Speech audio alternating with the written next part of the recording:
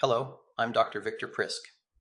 Today, I want to talk to you about a concerning trend in the treatment of musculoskeletal injuries, the use of BPC-157, a peptide that's being increasingly promoted by some medical practitioners and compounding pharmacies. Despite its growing popularity, the clinical efficacy and safety of BPC-157 remain unproven, raising significant ethical and legal concerns. BPC-157, or body protection compound 157, is a peptide derived from a protein found in the stomach. In animal models, it has shown promise in repairing various tissues, including muscles, tendons, and bones. However, translating these findings into human applications is far from straightforward. One of the most pressing issues with BPC-157 is its lack of approval by the Food and Drug Administration, or FDA. The FDA regulates medications to ensure their safety and efficacy before they can be marketed and prescribed to patients. BPC-157 has not undergone the rigorous clinical trials necessary to meet these standards, meaning any claims about its benefits for treating musculoskeletal injuries are not backed by robust evidence required for FDA approval. Despite the absence of regulatory approval, some compounding pharmacies and medical practitioners continue to promote and prescribe BPC-157. Websites like transcendcompany.com exemplify this trend, offering BPC-157 as a treatment option without sufficient clinical backing. Promoting the use of such compounds for healing and performance enhancement is unethical and banned by the U.S. Anti-Doping Agency.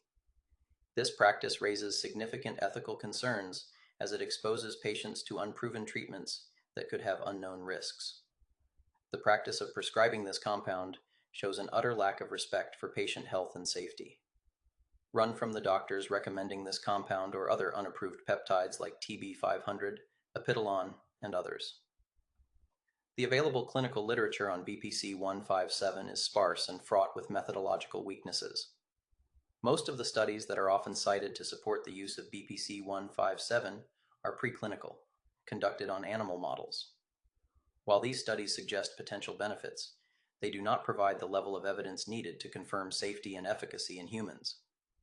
In the absence of large-scale clinical trials, some practitioners rely on case reports and anecdotal evidence to justify the use of BPC-157. However, these case reports are often authored by individuals who have a vested interest in promoting peptides. For instance, some of these authors run clinics that offer BPC-157 as a treatment, creating a clear conflict of interest. This situation undermines the credibility of the reported outcomes and highlights the need for independent, peer-reviewed research. To better understand the limitations of the current evidence, let's examine some of the available studies on BPC-157. Many studies on BPC-157 are conducted on rodents, examining its effects on tendon healing, muscle regeneration, and bone repair. While these studies show promising results, they often lack the rigor and relevance required to extrapolate findings to human subjects. Issues such as small sample sizes, lack of control groups, and short follow-up periods further weaken the validity of these studies. Some case reports describe individual patients experiencing positive outcomes after using BPC-157 for various musculoskeletal injuries. However, these reports often lack detailed methodologies, making it difficult to assess the true impact of the peptide.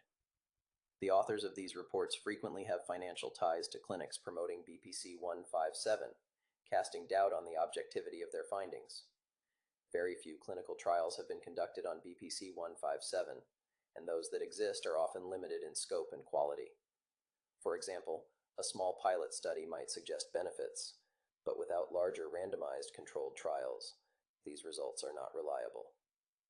Many of these trials do not adhere to the standards required for high-quality clinical research, such as adequate blinding and randomization, further diminishing their credibility.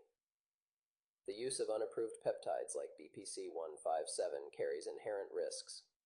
Since BPC-157 has not been thoroughly tested in humans, its safety profile remains unknown.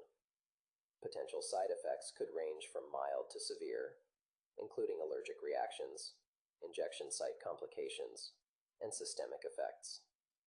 Without comprehensive clinical data, It is impossible to predict or manage these risks effectively.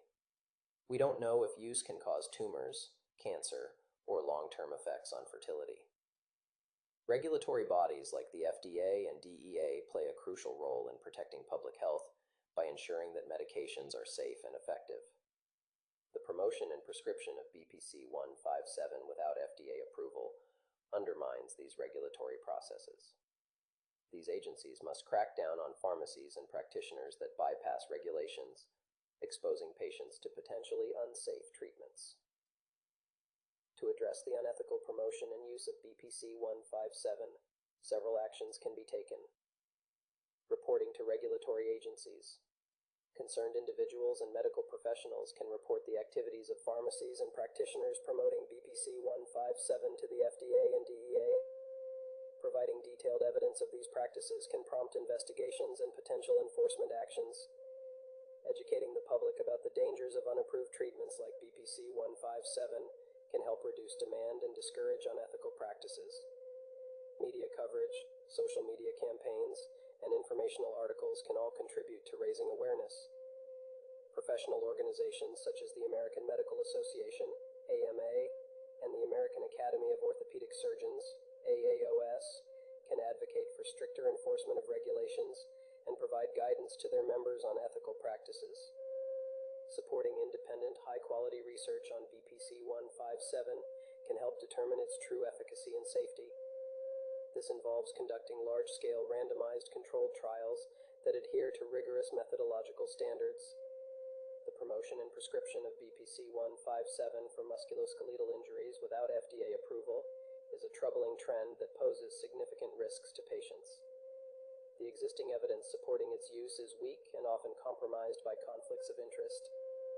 Regulatory agencies, medical professionals, and the public must work together to ensure that treatments are both safe and effective. By addressing the unethical practices surrounding BPC-157, we can protect patient safety and uphold the integrity of medical practice. If you or a loved one has been prescribed this compound and experienced side effects, please contact us. We can assist you in finding legal representation.